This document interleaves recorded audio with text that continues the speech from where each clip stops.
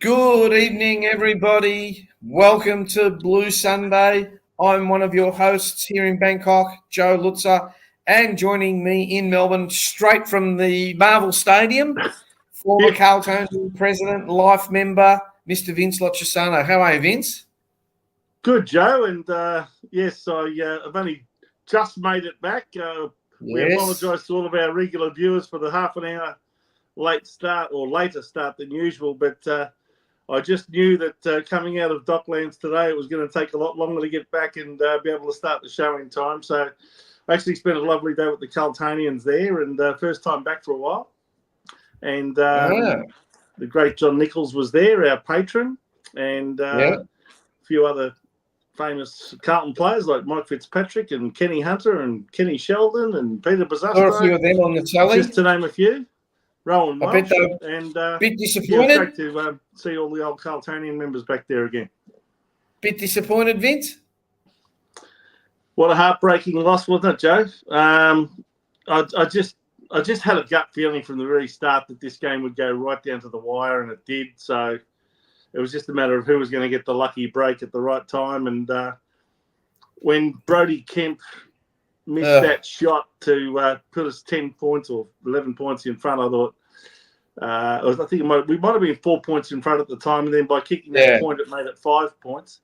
And then St Kilda had a shot for goal and a set shot, and they missed. So I thought, well, maybe we've been given a reprieve, but it's never over till the fat lady sings, as they say. And with less than 15 seconds to go,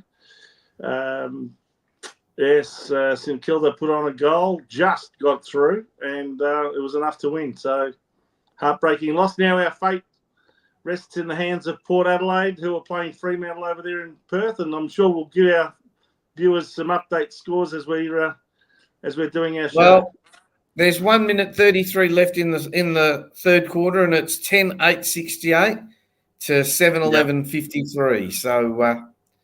So let's go. As in Fremantle's leading. No, Port Adelaide's leading. Oh, Port Adelaide's leading. 10-8-68. 10-8-68 to 7-11. Yeah, 15 points up. Poor kicking for goal is proving to be their nemesis. So with Carlton supporters hanging on the result of this game, well, we can only hope that Port Adelaide do the right thing by us and get over the line over there. But they've had a couple of bad injuries. I think Alir and what's the other chap's name? Number 6. I'm trying to remember his name. Farrell, I think it is. I think they've both had injuries during the game. So, they're going to have a bit of a goal.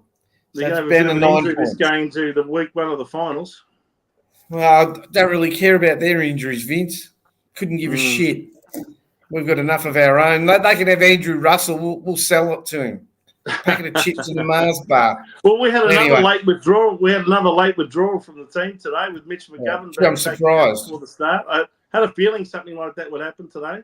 I was wondering whether it was going to be him or Adam Sard, and it ended up being him. So, the usual unreliables become unreliable. Whether it's Mitch McGovern or Jack Martin or Caleb Marchbank or David Cunningham, they always seem to get injured at the wrong time of the season. So I think maybe there's a lesson there for our list management people at the end of this year. Anyway. All right, Vince, let's get on with the show. Let's do some administration first. Yep. As you know, we are a social media beast. So please, everybody, it'd be great if you could subscribe, like, and share. If you go to Facebook, you will find us at Blue Sunday, and we are also proudly brought to you by at the Jumper Punch. So on Facebook, you can see at Blue Sunday and at the Jumper Punch. And on YouTube, you can find us at the Jumper Punch. People often ask me, why should I like, share, and subscribe? Well, it helps us produce a better show for you. So as we say all the time, we do this show because we enjoy doing it for you guys. Our show is proudly sponsored by my company, Retired Working For You Tours. We do tours here in Thailand. So please, if you want anything Thai, give me a shout out. You can see our website down the bottom there, www.rw4utours.com. or you can send me an email at info@retiredworkingforyou.com. Also, Vince, let me remove that. We have the Jumper Punch live show this coming Saturday, 31st of August. I believe tickets are selling fast. It's $59. There's a selection of finger foods. Last week, I think I forgot to mention, you've got Simon the Chief Wiggins. And who else is there talking? Vince, can you remember? I believe it's Heath Scotland. Heath Scotland. So, yeah. So you went to the first live show, Vince. It was very good. Well received. Yes, indeed. It was well attended and well received. There was a lot of getting together of people who may never have even met each other before, people who are regular viewers to both the Jumper Punch and our show, Blue Sunday, and Forever Rivals, which, of course, is another show on the Jumper Punch channel every Wednesday night. Rash from the Change Room, he was there. So, and even some boys from other podcasts that such as the Monday Blues. I think Andy might have been there. I think, was it George? He might have been there. I'm trying to remember exactly who was there from the Monday Blues. But, yeah, some of the boys there turned up. And, yeah, I mean, it was great to get together and talk everything Carlton and also be entertained by the boys. Rocco did a bit of a stand-up routine. I believe he's got another one planned. So he's got pronouns. Paul, no doubt, will do one of his famous calls, and Mars will just do what Mars does, which is basically comment on everything he feels like. And yeah. He's a very unique individual, Mars. We love him. 3/4 time, Dockers are losing by 9 points. Go Port. Also, a very good sponsor of the Jumper Punch channel is Blues Crypto. I must admit, I have no idea how any of this works. So the younger generation probably have a lot more. They talk about... it's a cryptocurrency, Joe. Yeah, I know, but I tried to log on and I've got no idea what happened. So I really have no idea. Maybe you ought to log on Wednesday night and ask the great man himself, or Coke, and all the questions you like about what this is about and how it works. I know what it's about. I just don't know how to do it. Well, anyway, I guess it all starts with what it says there, downloading your Phantom wallet from the App Store. Yes, I've tried all that. That just anyway. And last but not least, you mentioned the great man himself. Rash has a book, For the Record and Off the Record, Leadership Lessons from the Music World. I believe it's available on Amazon. So please, everyone, get on. It's a good read. And I'm sure if you bring your copy to the live show, Rash will even sign it for you. So there you go. I'm sure he will. Also, Vince, this show doesn't happen without, you, me, and David, who we'll bring on in a minute, but also our viewers. So to people like Tony, Rocco, Patrick, DB Spunk, you guys, Gina, thanks for tuning in. Lana, yeah. So we haven't seen Rat Poison lately, have we? Daughter of Suicide. Maybe he or she's committed suicide. No, don't say things like that. Well, I don't know. Like he's poisoned enough rats. Is it anyway. I think it's a girl. She's a Geelong supporter. Anyway, surely not. I don't know. Well, it says daughter of thing anyway. Yeah, I know. I just get the feeling it's not I get the feeling that someone with a name like that surely wouldn't be female. I don't know. Oh, the rat was on during the week. Thanks, Rocco's telling me the rat was on during the week. Thanks a lot, Rocco. Hey, Vince, I mentioned the great man himself. I can see him in the background. Mr. David Rees-Jones. How are you, David?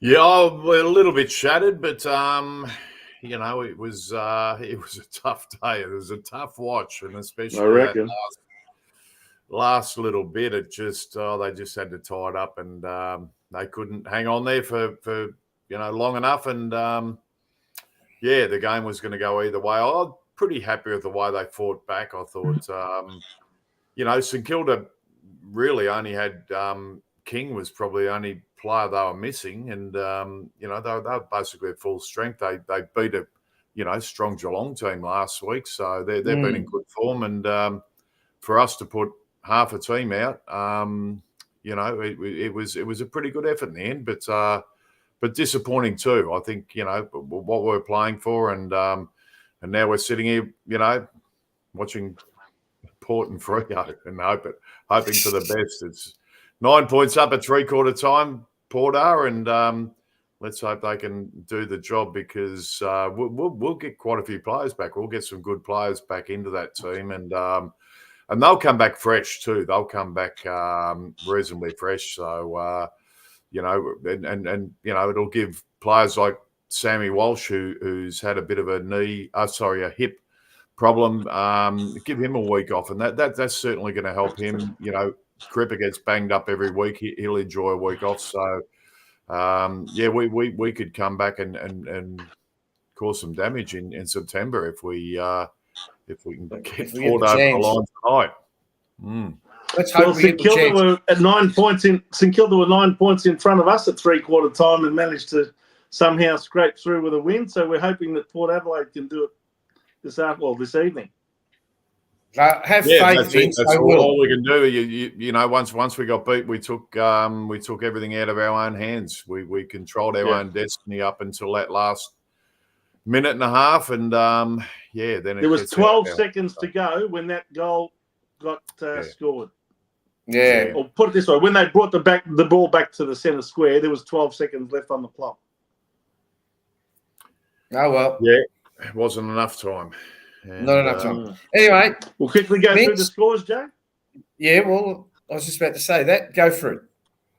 Okay, well, as you can see there, the heartbreaking scoreboard, 11 goals, 8-74 to Carlton, and St Kilda kicked their only goal for the last quarter with 12 seconds to go on the clock, managed to scrape home 11-10-76. As you can see there, the scores were pretty close all day long.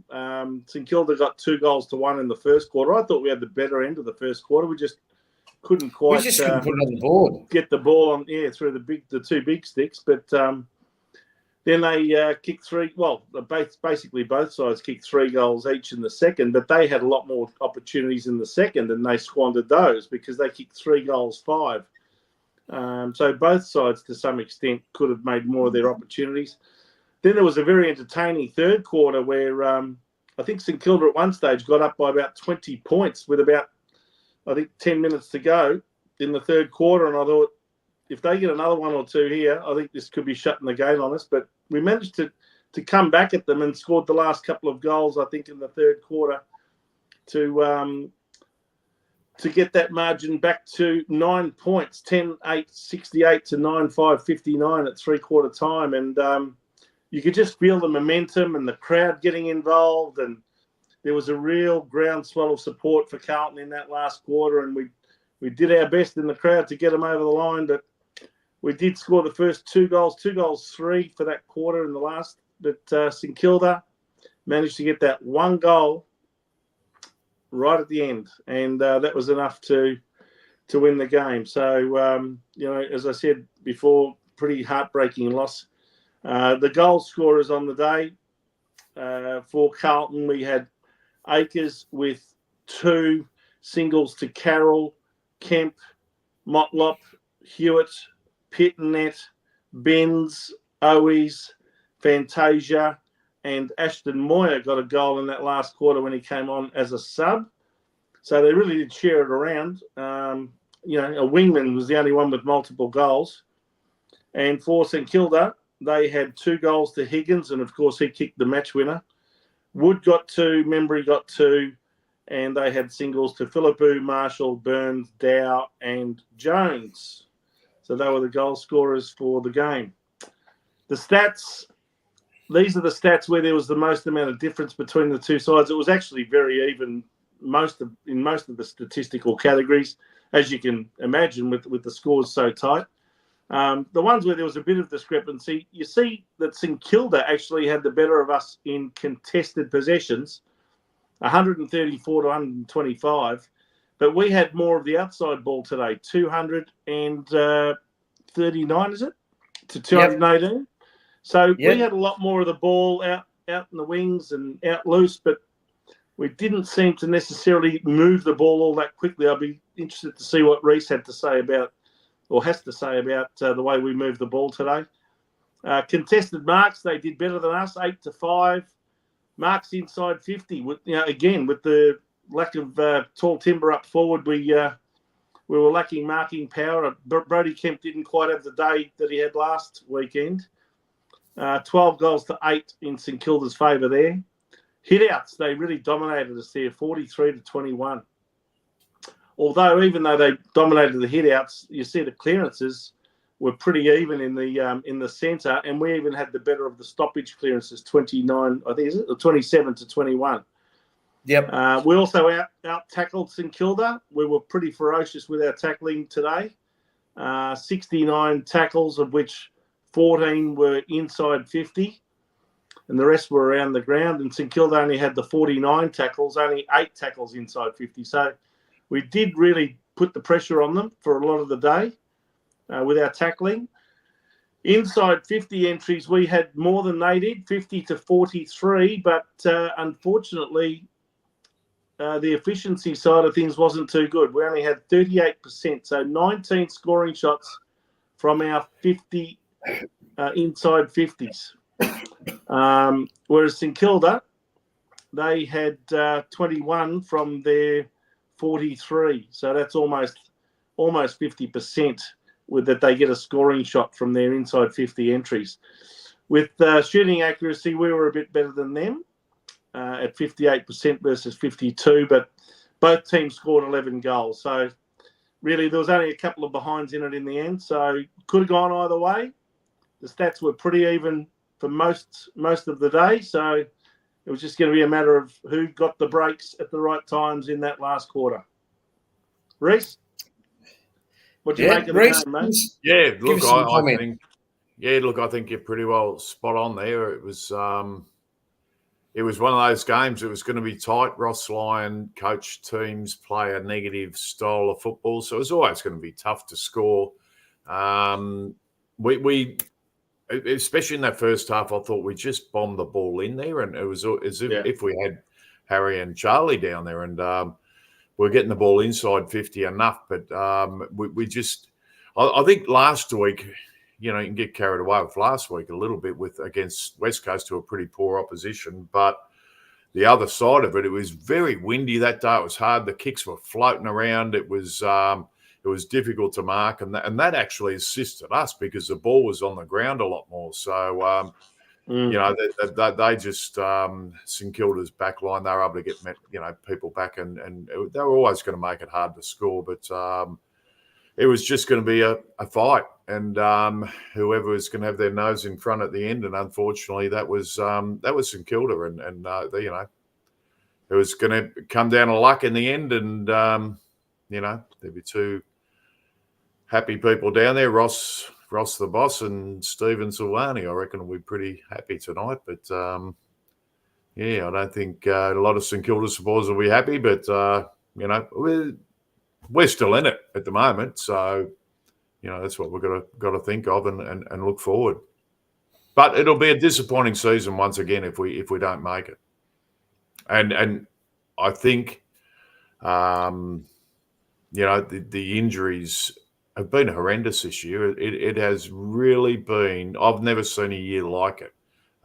People say you can't blame injuries, but I just have not seen a year like it where we've just had players consistently not available, the same players rotating in and out. It's been great to see some kids in there over the last few weeks, Cooper Lord and Binns and Ashton Moyer. He's not bad, is he? Well, that's it. We should have seen him during the year. I mean, that's probably the disappointing thing. I don't think there's been much courage shown by the selection committee, so I mean, the same players have been rotating through. I mean, we look at Fantasia, for example. He bobbed in there a couple of times today and done some things, but We got the answer. Motlop's been pretty poor most of the time. I mean, Howie's deserved his spot consistently, has got me beat, but it's we haven't thrown those kids in when there's been opportunities to throw them in, and we're carrying a few too many who are not quite up to it at the end, and St Kilda were in, as I said, they were in pretty good form coming into this match, and a bit too good for us in the end. David, do you think it's interesting that we've gone downhill since TDK has gone down? Like, we've really missed him in the middle, haven't we? Oh yeah, look, he's a quality player, and you lose quality players out, and that's what's going to happen. You're just not going to be able to withstand the pressure that the opposition are going to be able to put in front of you. The more if you're better players you've got in there, that obviously, I mean, we were coming into the back half of the season and getting players back, and it looked like we're really going to be able to handle it. But then, they're just injuries. Just it was just to blokes we couldn't afford to lose, I suppose, towards the end, and it really did affect us. I mean, what have we won in the last? Won one game in the last 5, haven't we? So that's just not the way you really want to be going into finals anyway. But if we manage to sneak in, we can cause some real damage. And we'll get some quality in there. We'll get our 2 big boys down forward back. We get Tom DeConning back in the ruck. McGovern will be back. Who else is there? Well, Jack Martin. Chera, Williams. Zach Williams. I don't know about Chera. Yeah, Zach Williams is another one. There were a few. There was another. There's a lot of quality to come back if we can get through to the first week in the finals. And I think that pre-finals bye round really does help teams like us to get those injured players right. I was very interested to see if Saad was going to hold up today. He must have had the shortest hamstring injury of all time. I think only out for the 1 week. But he came back today and he seemed to hold up all right. Yeah, I've never done a late withdrawal, though. Yeah, Mitch. Well, I was told pretty early in the week he wasn't going to play, so I think we knew that one too. But I just think a real freshen up, and what it happened to Footscray, not that long ago, where they were all banged up, and if they had a play, I think it was the first time they put the bye in, and the bye was put in, and that won them a premiership. They won 4 games in a row, and 2016, yeah, they got their good players back, and they were fresh, they were ready to go, and we can beat 4 good teams in a row if we've got our good players in, and we're up and going, and we're fit and healthy, and we haven't been that for most of the year, and what we've seen all year is players either coming back from injury or players getting injured and going out. We haven't had our best team in, all year. It's been it's just been a nightmare right from round 1 when we lost Doherty, sort of thing. It was just Sauce was before the season, wasn't it? Jack Silvani before the season. So it just and it hasn't let up. It just hasn't let up. I think that's really taken a toll, and it's a credit to the players who've managed to front up. I think there's only 4 players who've played every game this year. So, hey, Reece, we've got a comment here from Frank saying we need some good midfield runners. Do you guys think we should trade Harry or Charlie? What do you make of that question? No, I don't think you'd trade. That'd come back to haunt you. Maybe in a couple of years, if we haven't won a flag, then you'd look at it. But no, they're the bulk of the players who are going to win us our next flag. We're going to hang on to them. We're going to. They're the pillars, aren't they? We're going to play a lot smarter. We're just got to be a lot smarter. We get the ball inside 50 enough. We just don't play smart. We don't get the easy goals like other teams do. David, sorry to interrupt you. Talking about that, today we had no Charlie and no Harry, yet we still bombed it in long. What does Ashley Hansen teach these guys? Well, the chaos was what we needed, and it happened after half time. We started running the ball and taking some risks And that got us back into the game. That really got us back into the game. But early on, we were thinking there was a big bloke down there and just bomb it in. And you know what I noticed, Reece, with that? Just with that, sorry to interrupt, but what I did notice is that after last week's performance against West Coast, I think that their plan was to let Brodie Kemp fly for the marks. Now, I noticed that he was being blocked a lot today, and he very rarely got a chance to run at the ball and jump and leap the way he was against West Coast. I saw him being blocked a number of times. That was good coaching and good planning by St Kilda to stop his run at the ball, and that stopped him from gaining any ascendancy in that area. And he was very, very quiet. I think that when he kicked his first goal, I think it was his third kick for the game, and it was deep into the third quarter. Yeah, and our small forwards, they stay deep in the forward line too. I mean, Owies, Durden, Motlop, these guys, they stay deep inside 50. You don't see them getting kicks around the wing through the midfield. That's where they should be, though. They should be creating some havoc up around there. They all stay in too deep, and that just allows the opposition to have 4 or 5 backmen plus whoever's dropped back there to cover. And there's too many back there, so they all tend to have one good moment in the game, don't they? I mean, Corey Durden had one good moment. Owies got one mark in front of the goals there and kicked it through for a goal.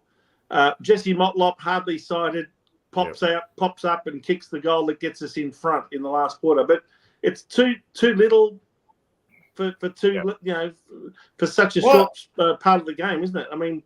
Yeah, well, small players. For 4 quarters, they'll pop in and out of the game, but mainly you don't see them for large parts of the game. Was Carroll injured? Well, why did they sub Carroll and not Motlop? No idea. Motlop was open. Yep, no idea. Well, I would have had Fantasia as a sub anyway if he was coming into that team. He should have been the sub. I would have let Moya give Moya could have given us some real X factor in that forward line for the entire game if he had an opportunity. Yep. Port exactly. just He really dangerous in that forward line in that last quarter. Yeah. So I couldn't understand either Motlop or Fantasia for sub or. What did you make of the midfields, Reece? How did you think Cripper and Walsh and Kennedy and Hewitt stood up against the St Kilda midfield? Yeah, no, I thought it was. I thought we were pretty good. I thought we had a crack in there, and I thought Hewitt was good. Walsh was good. Cripper probably a little bit quiet early. I thought Stockard, was able to, just quieten him a little bit, but he fought back. But Walsh was terrific. I thought, and I thought our midfield was okay. I thought, they more than held their own against. There wasn't any standout from St Kilda that through that midfield. So, but they just play a negating type of game. It's just Ross Lyon's style of, it's. I hate watching it, to be honest. I mean, I watched it second today, but the way he coaches, I hate watching. His show. So anyway, back out to 9 points. Port Adelaide back out to 9-point lead. 3 points. What were some shining lights of today's game? What do you think the good points were? It was a scrappy type of game, but I thought Akers again. Akers is one of those blokes who I think has just got that winning sense about him. He wants to win, and he puts himself in a position either to win or to save a match. And it's funny, he dropped that mark sort of coming when that ball come back in and spilled out, and they kicked that last goal. But and he went back and almost took the mark, and so he's a guy I like too. But I think overall, with all the injuries and everything we've had throughout the course of the year, we just need to have a real good pre-season. Get back on track. I think we need to find a backman. We definitely need to find another tall backman Weeder's out, a good solid bloke who can intercept mark and so forth across the back line. McGovern, that'll help McGovern as well. So, and we just need to get a fitness coach who can get the team out on the track every week. That's probably going to be the other thing we need to get. With fitness being the ultimate word there, isn't it? Yeah, it's really been, I don't know, catastrophic. I don't know how you explain it. It just you just don't see that level of we have 19 injuries this on the injured list this week. It just incredible. You just don't see that. That's the total squad, of course. That includes some reserves players that probably would never get a game. But yes, you're right. Probably about it's 19 out of what 36 or 37, 40, isn't it? 44. 44 is it on the list? Yeah. Okay. I thought that Lord looks okay, doesn't he? Lord and Binns and they look all right. Yeah, probably Moyer's the one who stands out because he's got some tricks. He's got some real tricks. He can play a bit, and that goal he kicked last week was unbelievable. Just for the instinct to have that ball, and just be able to kick it through soccer style was fantastic. So he might be something. Binns sort of in and out a little bit. Kicked a nice goal though, and sort of showed he could play. But he's probably been the one that you look at through the entire year and say, well, why hasn't he got a game? He should have been put in there when Motlop, Fantasia, these blokes, Durden, Owies were having quiet spells throughout the year. He should have had his run in there, and not at the end when we're when we're forced into it just through injuries. Or even as a winger, maybe when Cottrell went down injured, that's when it would have been a good time to bring him in. Probably after he had 47 possessions and kicked 3 goals wouldn't be a bad time when we lost the game the week before. And that's where your selection integrity comes into account.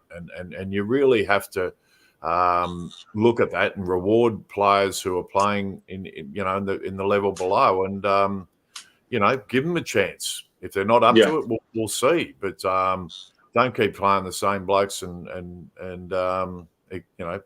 keep doing the same thing and expect a different result. You're crazy. Vince, well, you were at the game. What was the crowd like? It sounded quite loud on over the telly. Yeah, look, it was a very good Carlton dominated crowd. I mean, it was a Carlton home game, so you would have expected that. I did think that the crowd would get right behind them in that last quarter, going into the last quarter with a 9-point deficit, and I think they did do their part in trying to basically help the team over the line. But when that goal went through with 12 seconds to go, you could hear a pin drop because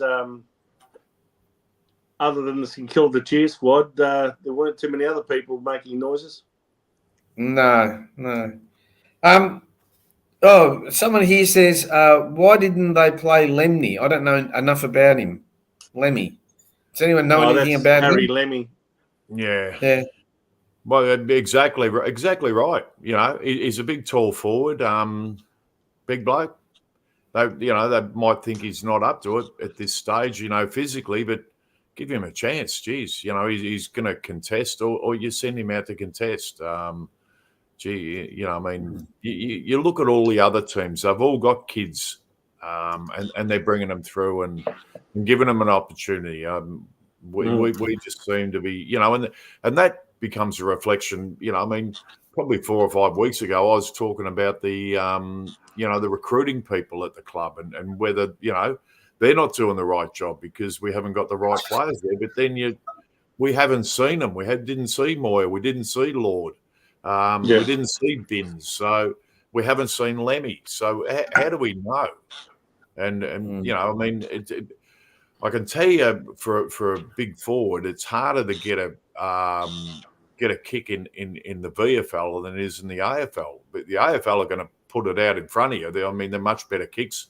It's not scrappy. It's going to make it a lot easier. So, very surprised he didn't play. Look, I saw him in the rooms last week, and he does look like a big kid. He looks like a 14, 15-year-old, really, facial. But anyway, he's been on our list for 2 years now, Reece. Yeah. And he's not cracked it for a senior game, and he'd be every bit of probably 20 years of age now. And I remember going back a few years ago, Harry Mackay was in the reserves, and he never really played any outstanding games in the VFL. But eventually, I think even the supporters were saying, give this guy a go in the seniors. And I think it might have been Brendan Bolton at the time just succumbed to the pressure and just started playing him because, those big blokes often they'll play seniors and all of a sudden they start clunking marks and kicking goals. Speaking of goals, Rioli just kicked one, so that's given us a little bit. I was just putting that up. Port 14 points up, 5 minutes to go. David, what did you think of the coaching performance of our illustrious leader, Michael Voss? I thought he got out-coached again today. Oh, well, yeah. I don't think anyone gets out-coached by Ross Lyon, to be honest. He just plays that negative style. That's what I mean. Well, you know what you're going to get if you know what I mean. So it's just crap footy. It's just negative, putting everyone behind the ball and rushing forward.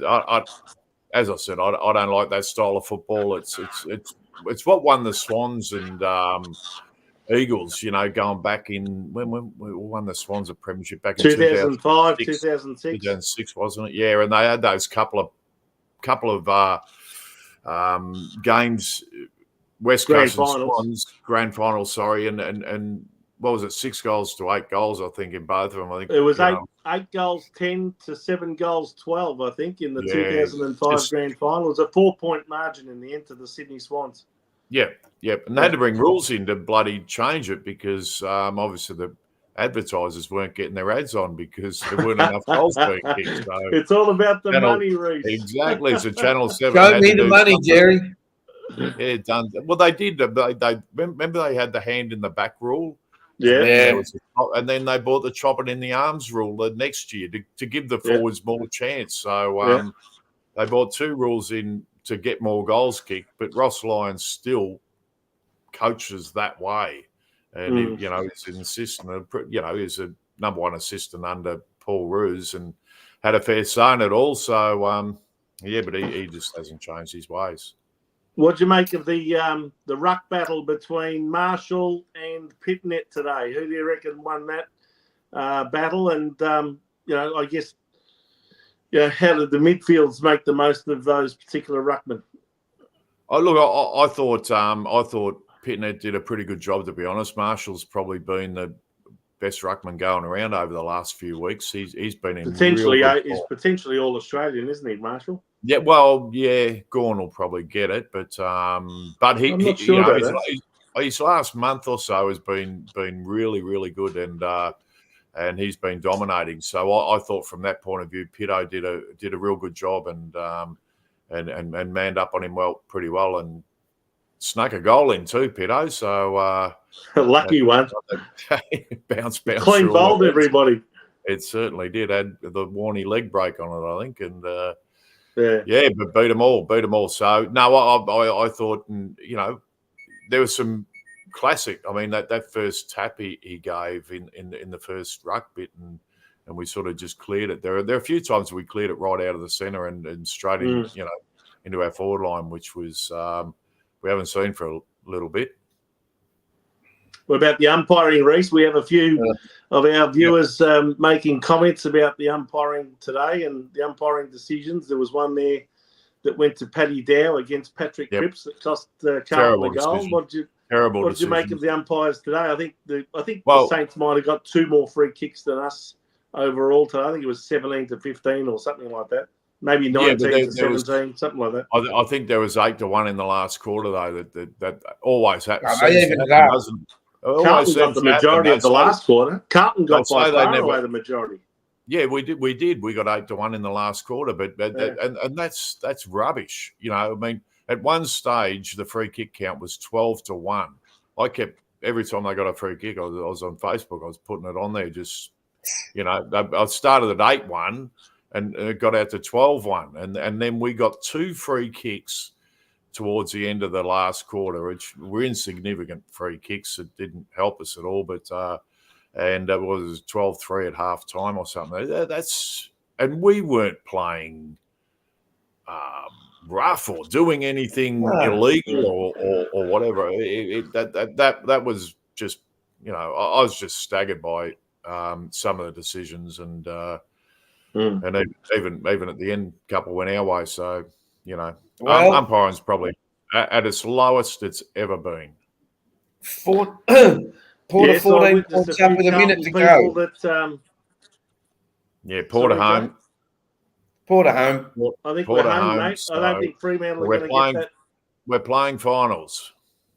There you go, everyone. In the end, it didn't really matter. I mean, what matters is that we're finishing in 8th. If we had won the game, we might have had a chance to finish higher than that, didn't we? No. Our percentage wasn't good enough. No. Still would have finished 8th, would we? Okay. Yeah. So whether we won or lost this game, it's had no consequence at all in the end. Yeah. Well, we can put a smile on our face. We're playing finals, and all those bloody the only thing is, Reece, who got on social media and give it to me. Take a flight to Brisbane. They'll probably charge us about $2,000 one way to get there. My daughter messaged me before and said flights are $300. I said check it another hour if Carlton make it through to the finals. Yeah, they'll go up as no doubt. The Jetstar, Qantas, and Virgin people that are controlling the prices will be onto it right now. I'm just going to message you. Get your flights. Get your flight now. They're going to resurrect Rex Airlines. Well, Yes. that's maybe one way of saving Rex Airlines is to get some flights over to Brisbane and charge a few $100s each for them. But anyway, looks like we're playing finals, everyone. 24 seconds on the clock, and what's that? What does this say about Fremantle, Reece? I mean, they've lost their last 4 games of football. I mean, that's got to be one of the biggest crash outs since we crashed out 2 years ago when we lost our last 4 games to all of a sudden miss out. That's got to be pretty similar, doesn't it, from them? Yeah, look, it's especially that 1 point loss to Essendon. They'll be ruining that one, the one at the MCG, where they were 4 or 5 goals up in the last quarter and managed somehow to lose that game. I reckon that's the one that set them on their way down. Most clubs are looking around, those ones around the middle and looking at games that they've lost that they had. And I think that sort of sums up the evenness of the competition as well. I mean, we had favourites this year. I mean, GWS were favourites early in the year. Geelong were favourites at one stage to win the flag. They won their first 7 games. They won their first 7 games, Geelong. But if you're going on form, you'd really look at Hawthorn as, a real chance. I reckon they're going as well as anybody, really. They are. They're really going to miss that World Day. I mean, this is where the injuries are going to really take into account. And even Houston, missing for Port Adelaide. That's a big blow for them, and he's an important player for them. But and Alir, if he's injured too. Yeah, but they've fought on. They've got a home final now, so they're going to get 2 home finals. So good on them. They'll be hard to beat. That's if they win their first one. That is. I think they have to play Geelong. Sorry, they'll have to play Geelong. It's not going to be an easy game. Yeah, but they get a home game the next one as well. Oh yeah, no. Well, whether they win or lose, you're right. They'll get a second. Home they're going to get two home finals. Yeah, but if they lose their first one, they'll have to play the next week. Yes, at home. But if they win that, then they're going to have to go away in preliminary final week. Yep. Yeah. Well, I guess all you can do is be in it, even if it's in 8th. We're in it. Know that it's all elimination finals every week, basically for us. We've just got to climb the mountain. We're not going to get any home finals as such, but you never know. We might crack it for an MCG final in week 2 or week 3. You never know. I can tell you, we've only got to win 4 games now, 4 in a row. That's all we're going to do. 4 games. That's easy. I'll tell you, we are still capable of giving this a shake. I'm not losing hope yet, but I mean, it's going to be tough. We're going to go to Brisbane. You know, we could be going to Adelaide the week after. You never know where you're going to end up. You could be going to Sydney.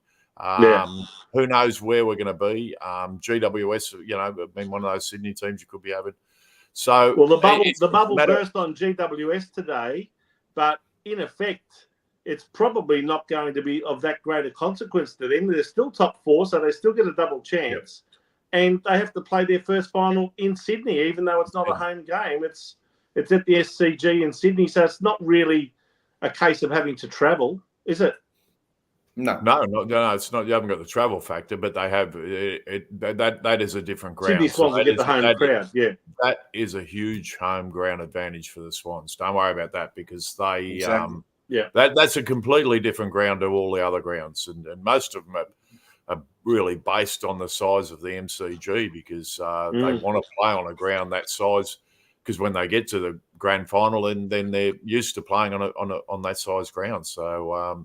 Well, you would know, Reece, you played in those red and white colours early on in your career, so you're pretty used to the SCG back then, even 40-odd years ago.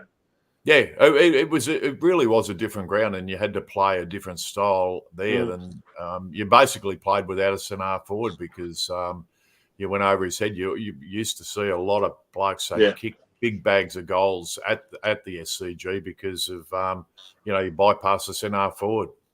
Yeah, we just have a comment up there on screen from Patrick saying we beat Brisbane at home this year. How much do you think that's going to play a part in the psyche of the Carlton players, knowing that we were up there this year, we were down by, I think it was 43 points or something at one stage, and mounted one heck of a comeback and got over the line by a point? That's got to give them a bit of self-belief that it doesn't matter how much Brisbane are in front, there's still a chance. Oh, absolutely. That was a great win. You know, that was a real good win because, Brisbane up there, they'd never been beaten up there. You know, I mean, I think they won every match last year up there and on their way through to a grand final and to get them up there, you know, in the first round and be able to knock them off was unbelievable. Hey, looks like you've woken up Rat Poison, Joe. I think he's back. Yes, I noticed. Yes, I noticed Rat Poison's coming up. Welcome back, Rat Poison, daughter of a suicide. The most. Can you confirm whether you are male or female? Social media. Hey. I want to know if Rat Poison is male or female. Okay, tell us whether you're male, female, or haven't worked or non-binary. Or the other. Non-binary. Let's get on to the votes, guys. David, last thoughts. Last thoughts. I just want to go through some names here. I'm just looking at them. Charlie Curnow, he'll be back. Tom de Koning, there'll be a chance in a couple of weeks. Who else? I reckon he'll play. Caleb Marchbank, if we need another backman, or probably to replace Young, who's McGovern. Jack Martin would be a possibility. It'd be a risk though. Mitch McGovern will be back. Yeah, that's a few back there, and Harry Mackay, I think I said. Yeah, Harry Mackay's the other one.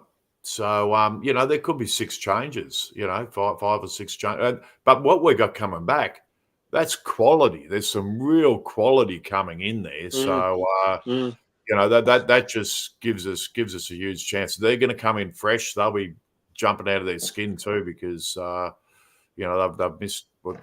Harry and Charlie, that'll be, 3 or 4 weeks. They've had to, really freshen up and get their bodies right. So, fingers crossed. But we're off to Brisbane and to all those. I can't wait. I can't wait to get off this just to get on the social media and give it to all those bloody Collingwood, Richmond, Essendon, St Kilda supporters who were giving it to me straight after the match. But I'll tell you one. We're playing finals and they're not. I'll tell you a couple of names that will be breathing a sigh of relief tonight that Carlton's made the finals. Michael Voss, Andrew Dillon, and Laura Kane. Yeah. It makes a huge difference to see Carlton, a side like Carlton in the finals instead of Fremantle in terms of the only thing they'd want The only thing they'd want is playing in Melbourne, though, because that fills the MCG. That doesn't make any difference playing in Brisbane. Well, I can tell you this much, that if, and I know this is getting a bit ahead of ourselves because it's going to be a monumental task to beat Brisbane in Brisbane, let's be frank, but it's doable. Why does everyone want to be frank? If we can be didn't get it. If we can beat Brisbane in the first week, we're going to be travelling again in the second week because we will play the loser at their home ground of between Sydney and GWS. Yep. Okay, so the winner of 5th versus 8th plays the loser of 1st versus 4th. And then if we happen to beat whoever, well, let's say it's GWS, if we beat GWS in Sydney, then the following week we would play the winner of the 2nd versus 3rd winner who would play the winner of 6th versus 7th. So I reckon that's going to be the real cracking final in the first week to watch. Other than ours is the Western Bulldogs. We could be going from Brisbane to Sydney, Adelaide. Yeah. To Adelaide. We may not see a final in Melbourne until grand final. That's it. But that's where we landed. That's where we've landed. But that's what the Bulldogs did. Hey, the Bulldogs did it. The Bulldogs did it. So it can be done. It's going to be a cracker of a first final between the Bulldogs and Hawthorn. Talk about two of the most informed sides in the 8, and yet they play each other. So one of them is going to be eliminated in week 1. Yep. It's going to be a heck of a final. Anyway, Port Adelaide at home to Geelong. That'll even up that score. I reckon they'll be glad that they don't have to travel to Geelong by at least beating Fremantle tonight. They get themselves that home final. So if they had lost by enough percentage, that could have been the other way around. It could have been Geelong finishing 2nd and Port 3rd. But it would have been played at the MCG anyway. It wouldn't have been played at Geelong. Well, I'm not saying at Geelong. What I mean is that in Melbourne.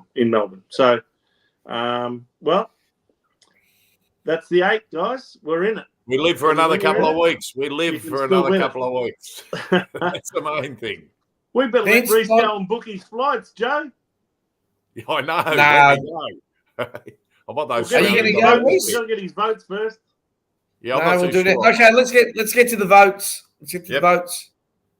I've got Nick Newman. I thought he was fantastic. I thought had a really, really good game, and just he's niggle and everything. I just like the guy. Sammy Walsh, I thought really tried hard.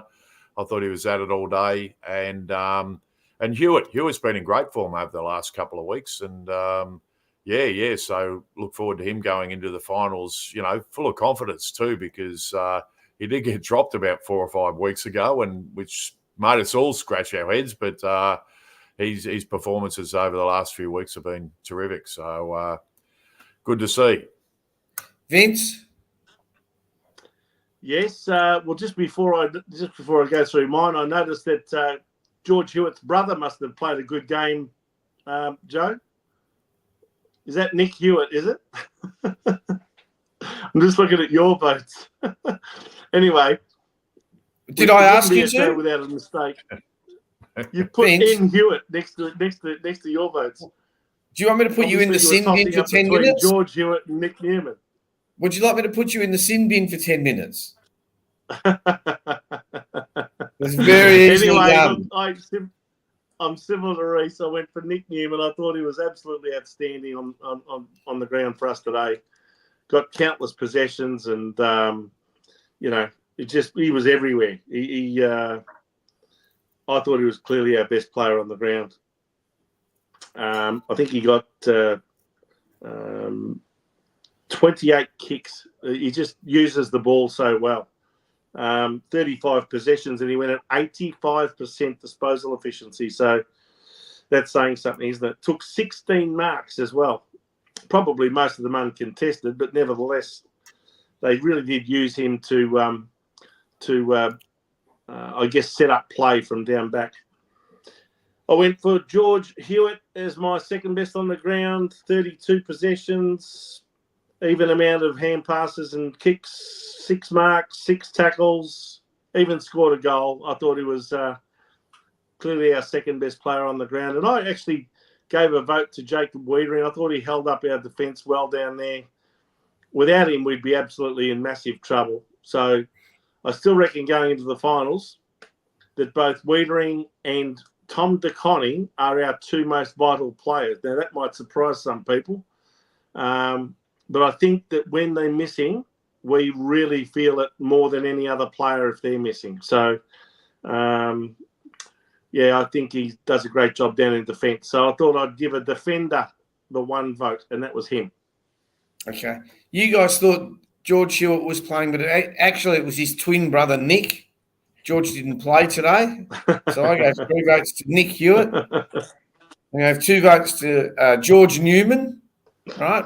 And 1 vote to Sammy Cripps. So there the votes. Now I go, that should be George Hewitt, Nick Newman, and Patrick Cripps.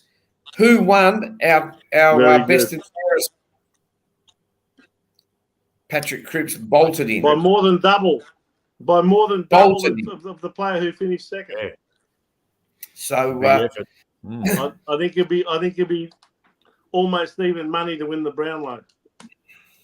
I think he will win the Brownlow, to be honest. Yeah. I think he will. But anyway, Nick Dacos has had a. I think the Collingwood players did everything they could to get Nick Dacos 3 votes on Friday night, though. I'll tell you that much. No, fuck him. You don't see him lose it based on the last round. I hope he does. It is now time for the Spirit of Carlton Award. And this week, David, it goes to... Now, let's play this. The bloke who won the award last year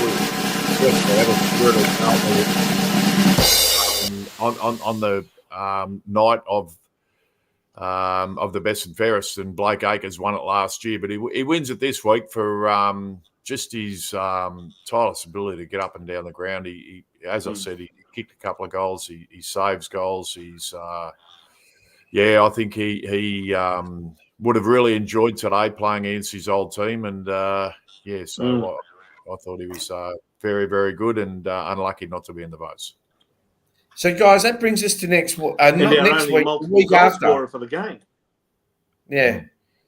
So that brings us to the game. Next week is a bye. We'll probably have a bye as well.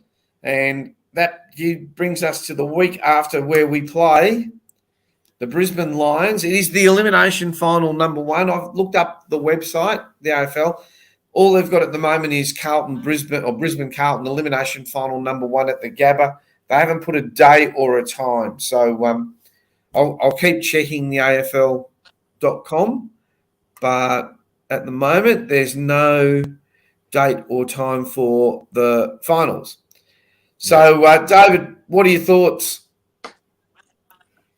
Yes, well, obviously it's another must-win game. So, it's I mean, look, the attitude of the players has been pretty good. I think, considering everything that's been happening around them and blokes coming in the team and young blokes coming in and whatever, I think Cripper's led us as well as any leader, could lead us. And I think he's been fantastic and carried the team on his shoulders. So, look, I'm just really getting excited about getting some of these players back. I hope DeConning and, Harry and Charlie, they're going to come back nice and fresh too. Their bodies are going to be ready to go. So I'm getting excited about what we might be able to do. And, hopefully it all turns out well. But, we're due for a change of luck, as Darren has just put there. Vince? Yes, Joe? What are your thoughts next week? 2 weeks. 2 weeks. You there, Joe? Yeah. Are you there, Vince? We've lost Vince. I'm here. Can you hear me? Yeah. We've asked you 2 questions. All I could hear was the drum roll, and it's still going. You're doing it to me again, 2nd week in a row. There's no drum roll. Pedal a bit harder, Vince. Can any of our viewers hear the drum roll? It keeps repeating on itself. No. There is There's no just a comment. drum roll. We need a drum roll. There is no drum roll. I can hear a drum roll. Okay. You've cut it, have you? I cut it straight away. Sorry, just repeat those two questions, Joe. I must have. Well, I asked you, what are your thoughts on next week? 2 weeks. Okay. As in 2 weeks from now? Yes. Okay. I think it's going to be one heck of a challenge, as playing Brisbane in Brisbane always is, but I don't think that they're infallible. In fact, I thought they were even a bit disappointing the other night, letting Essendon back into the game. They tend to kick in accurately, and I think their tall forwards in Danaher and Hipwood are not always the most reliable set shots for goal either.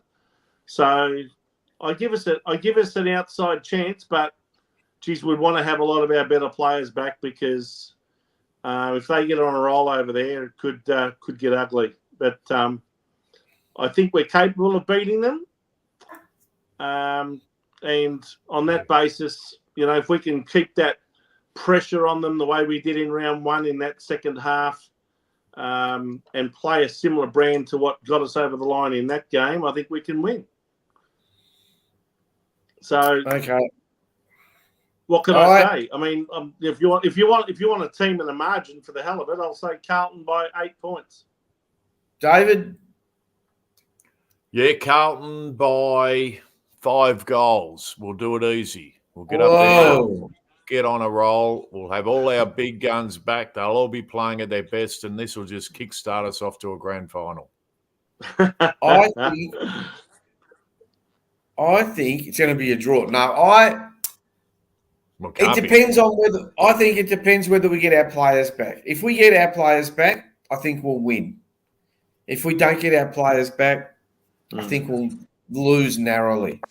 But, I mean, it's a bit wishy-washy, but it's hard to do when you don't know the team. Oh, look, I'll say Carlton, 10 points.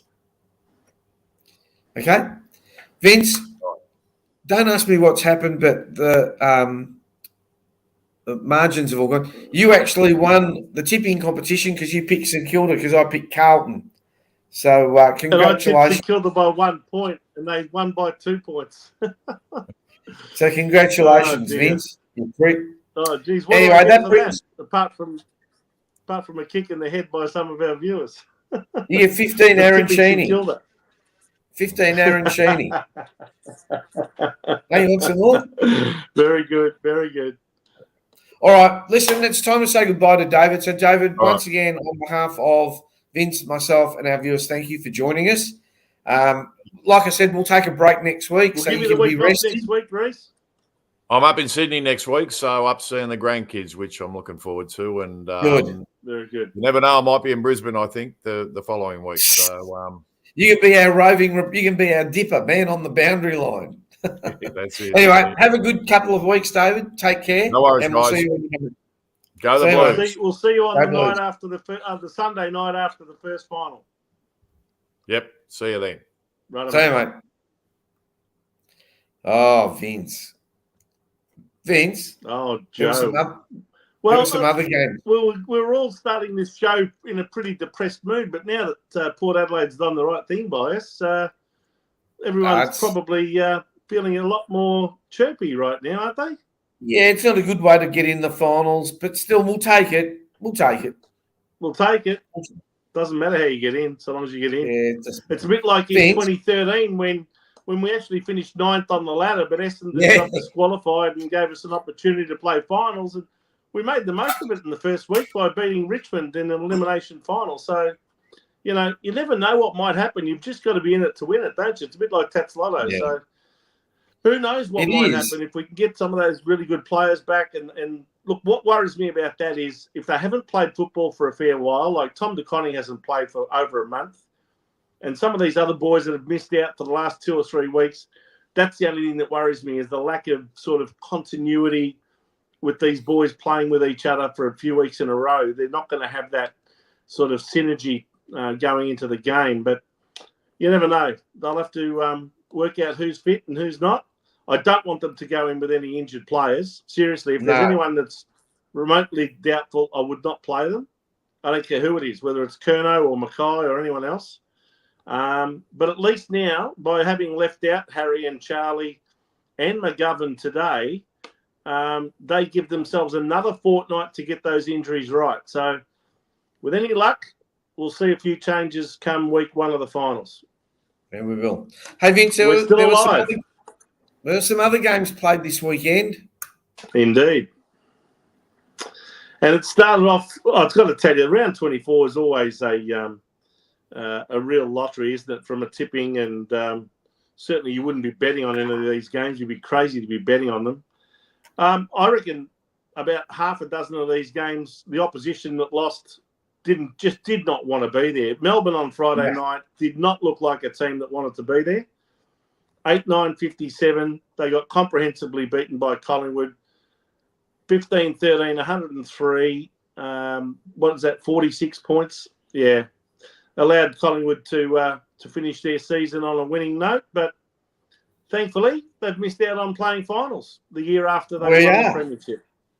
Next game, we can all be grateful for that. Hawthorn again. North Melbourne just did not want to be there in Tasmania on the weekend. Hawthorn smashed them 26-14, 170 to a listless, insipid North Melbourne, 7 goals, 446, 124-point thrashing. Similarly, at the GMHBA Stadium in Geelong, the Eagles just didn't want to be there.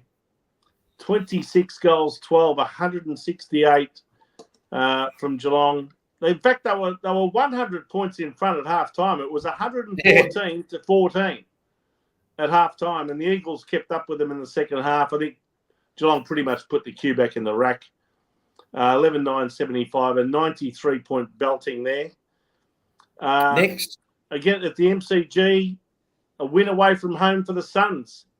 After having lost last week to Melbourne at home, they've turned it on and won an away game against the Wooden Spooners in Richmond. Who would have thought 4 years after winning the premiership in 2020 that they would finish last 4 years later? 10-6-66 to Richmond, and the Gold Coast Suns 14-10-94.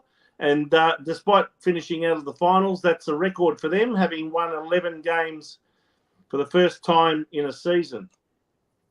Then you've got the 2 matches, of course, last night. The Brisbane Lions 11-21. Have a look at that for inaccurate kicking. If they do that against us, they'll lose. Good. Defeating Essendon 10-7-67. Only a 20-point win. It should have been at least 10 goals, to be honest. Sydney Swans comprehensively beat Adelaide. Again, Adelaide didn't look like they wanted to be there.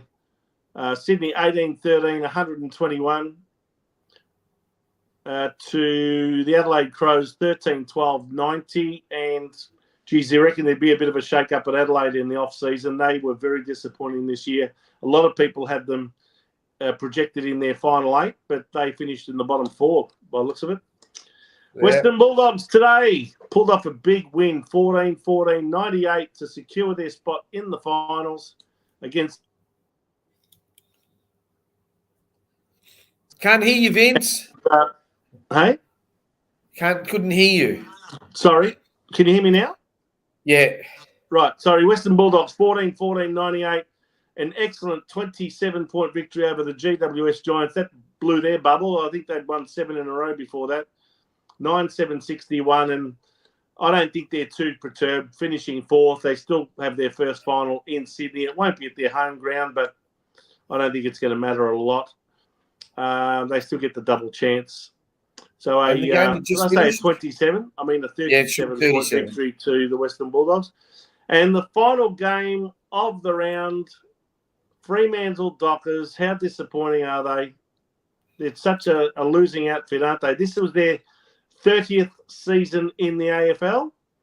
And I think they've only made the one grand final, which they lost in 2013. And this year, after promising so much, they've finished outside of the 8. 9 goals, 13-67 to Port Adelaide, 13-9, 87. Same amount of scoring shots, 9-13, plays 13-9. That's it. It's simple as that, isn't it, Joe? Your favourite saying, bad kicking is bad football, and that's what lost them the game again today. So let's see where people finished on the ladder. Okay, the final ladder. I wonder how all the ladder predictors went. Sydney Swans finishing on top, pretty much deserved winners of the top position. They're 2 matches clear plus percentage on 68 points from Port Adelaide, who now have, as Reece said, 2 home finals in Adelaide. They finished with 60. Geelong finished with 60, but on percentage, they finished 3rd. So they're going to have to travel to Adelaide in their qualifying final. GWS finishes 4th, and they'll play Sydney on the SCG in the first week in another qualifying final. Then the last 4 positions of the 8 are Brisbane, who will have a home final in week 1 against ourselves. They finished on 58 points from the Western Bulldogs and Hawthorn, both on 56. They finished in 6th and 7th, and it really didn't matter who finished 6th or 7th there because they'll both be playing their final in Melbourne on the SCG. And Carlton, thankfully, I think we can all go, phew, finish in 8th position. And we finished on 56 points, I think it was, wasn't it? Or was it 52? 52. 52. Oh, 52. Sorry, because we lost today. Yeah, that's right. Yeah. So we lost and we won, and we kept Collingwood out on percentage. How good's that? Yep. So there you go. Collingwood finished out of the 8th on percentage only. Then Fremantle, half a game behind them.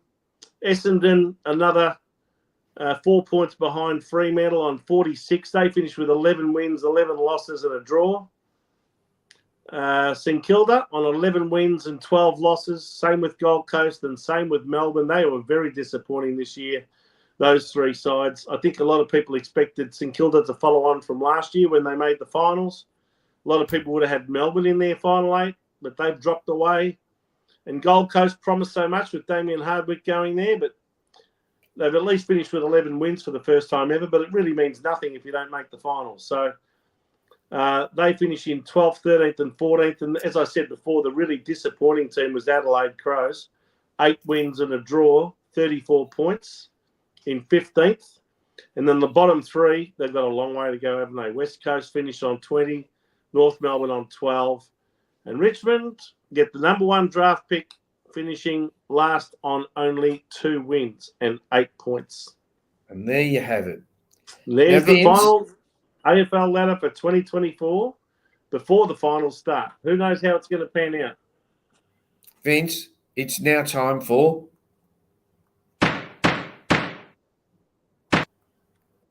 Vince's verdict.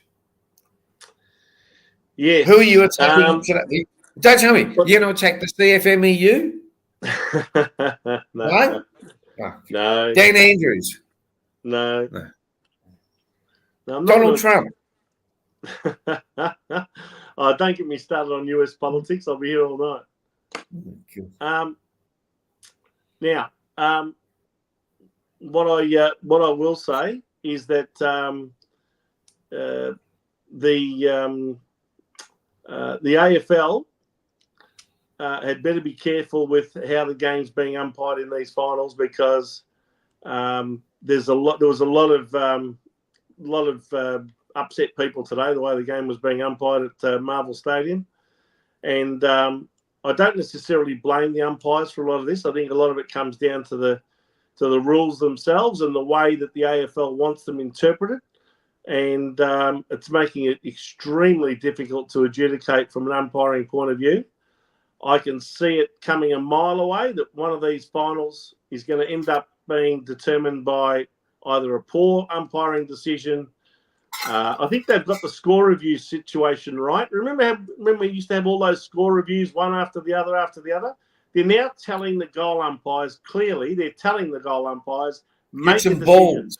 Don't get some balls. Unless you're absolutely in no way, like if you don't even have an inkling as to whether it's a goal or a point or what, then go for a score review. But if you've got a feeling it's a goal, score a goal, and we'll have a look at it while they're bringing the ball back into play or whether they're bringing the ball back into the centre.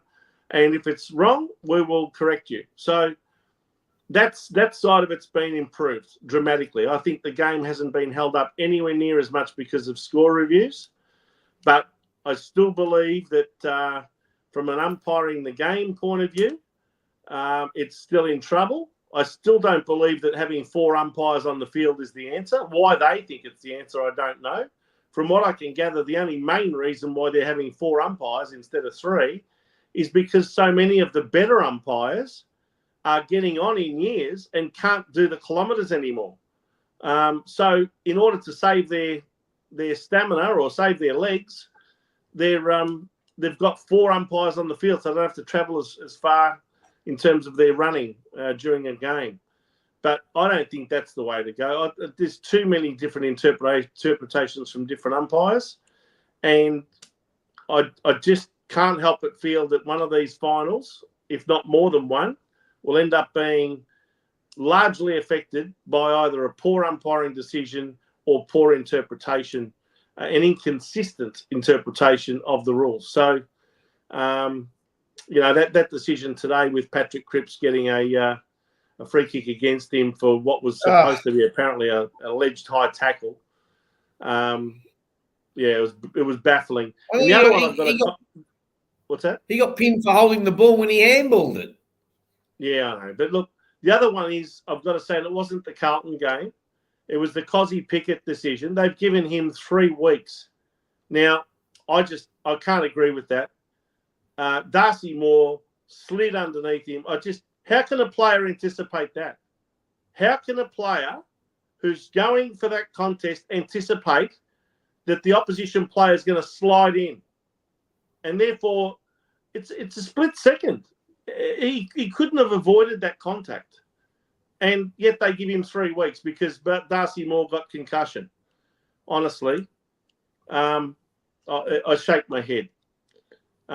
If anything, some of the injuries that Darcy Moore himself has created this year by sticking his knees into people's rib cages, like poor old Christian Petrarca, that's the sort of thing that should be outlawed. But anyway, what can you say? I said earlier this year, what they deserve is to have a grand final where the end result is determined by their own mismanagement of the rules and interpretation of the rules. And if it does happen that way, they've got no one else to blame but themselves. Anyway, I think Melbourne should appeal that. Can you hear me? There, Vince? Yeah, now I can. Yeah, can you hear me? Yeah, I think Yes. I think the Melbourne Football Club should appeal that decision by the AFL match review officer in giving Cozzy Pickett 3 weeks. They're crazy if they accept that. But of course, as we all know, the AFL is just cracking down on anyone who creates anything that resembles concussion, and they're just paranoid about it because of all the legal cases. And as usual, it's all about money. It is. All it ever is Show me about. the money. Yeah. Vince, let's move on. You had another losing bet. You've lost all the money. We've lost it all, Joe. At least you lasted 24 rounds this year. Oh, well, we had $100. We got a bit of value for it. We had a bit of fun. But we tried to make it last as much as possible, but a couple of sides let us down, I think. Was it the I can't remember which game it was. I think we even chose Carlton to beat St Kilda. So that was wrong. And I think I might have chosen Richmond to try and knock over Gold Coast, but that was a stupid decision in the end too, wasn't it? So anyway, we lost that. We've lost our 100. We'll get bet of the week a bit of a rest, I think, over the finals. I don't think we'll bother. No. So Vince, that brings us to the end of our show. Let's just wrap up a few things. Remember, the boys are doing the Jumper Punch live next Saturday night. Where is it at, Vince? Is it the La Marche Club or something? It's called the Lazio Marche Club. Lazio, Lazio, which is a region of Italy around Rome.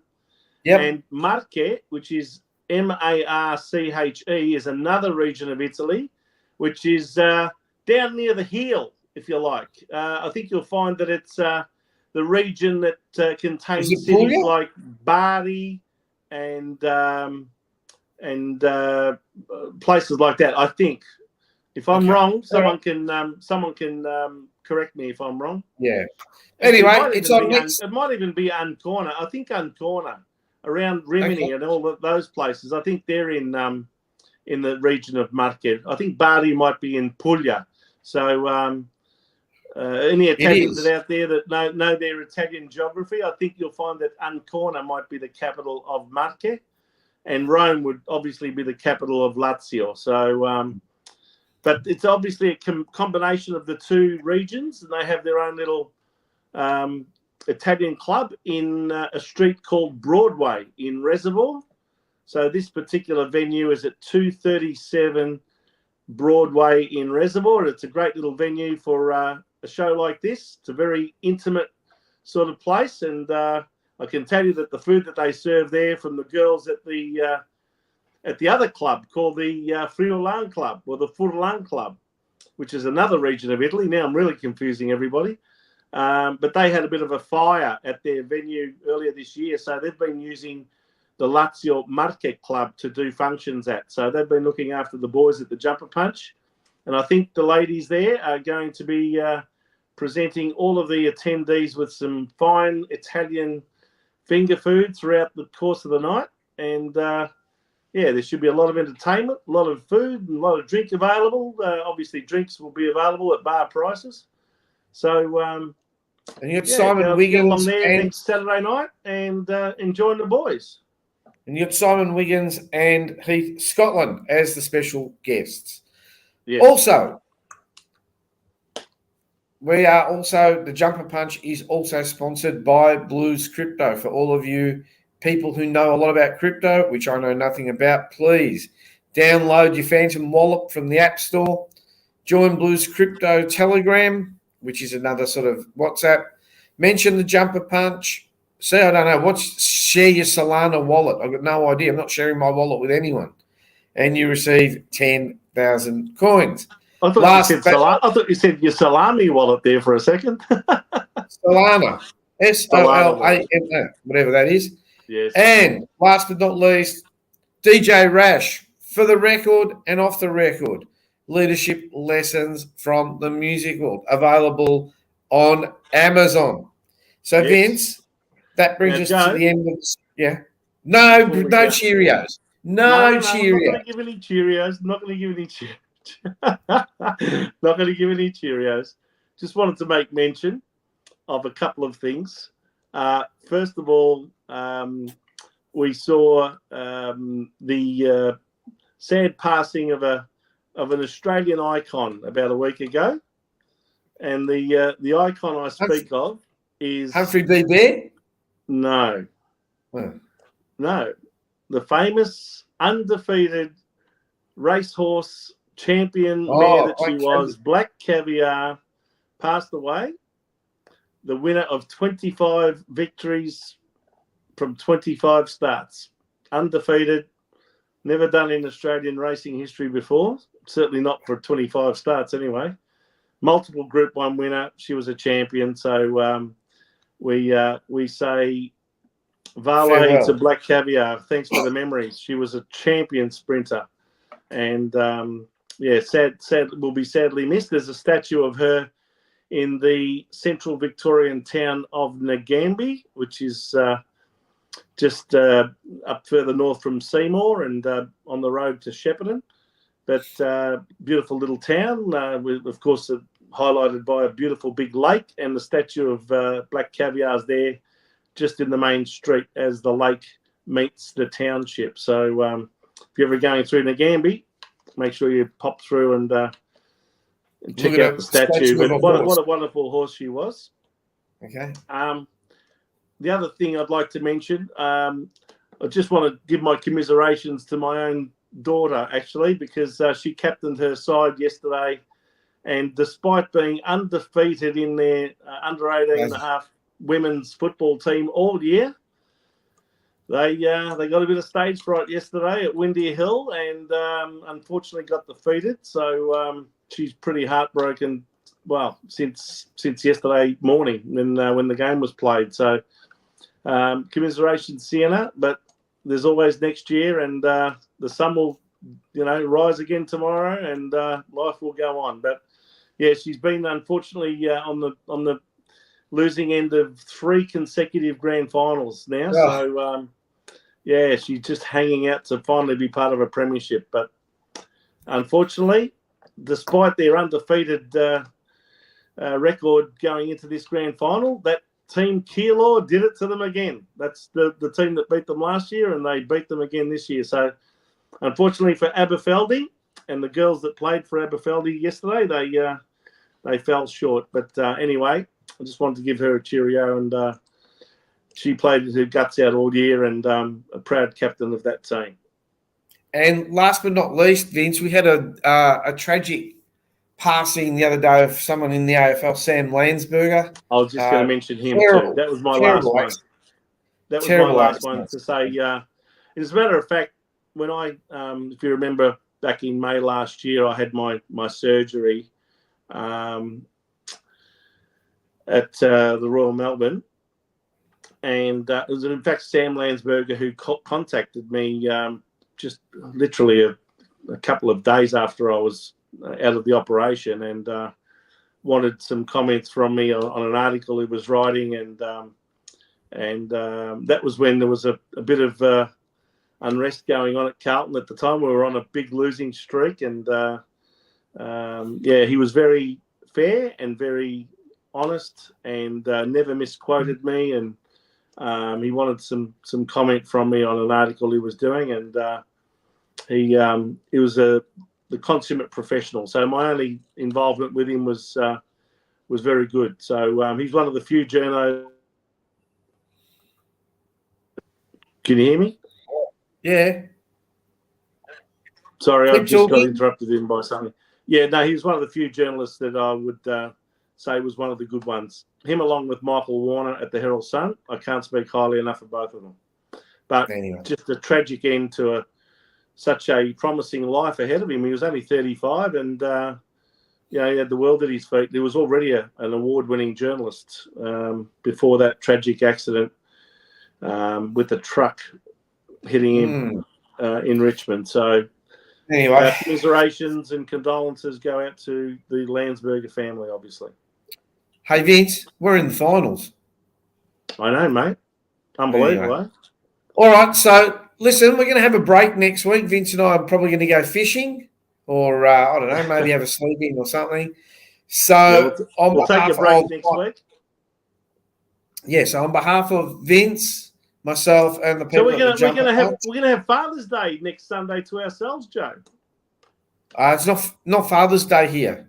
Well, it is here. So all the fathers in Australia that are watching the show, happy Father's Day. Hope you have a great one and get sport rotten. I'm not a father. Well, that's not what I heard. I heard that there's heaps of kids going around reckon that you're their father. You heard wrong. You heard very wrong. Anyway. So anyway, look, on behalf of everyone at the Jumper Punch, at everyone at Blue Sunday, myself, Vince, David, thanks for tuning in. Have a great fortnight. Stay safe, and go those mighty Blues. Go Blues in the finals.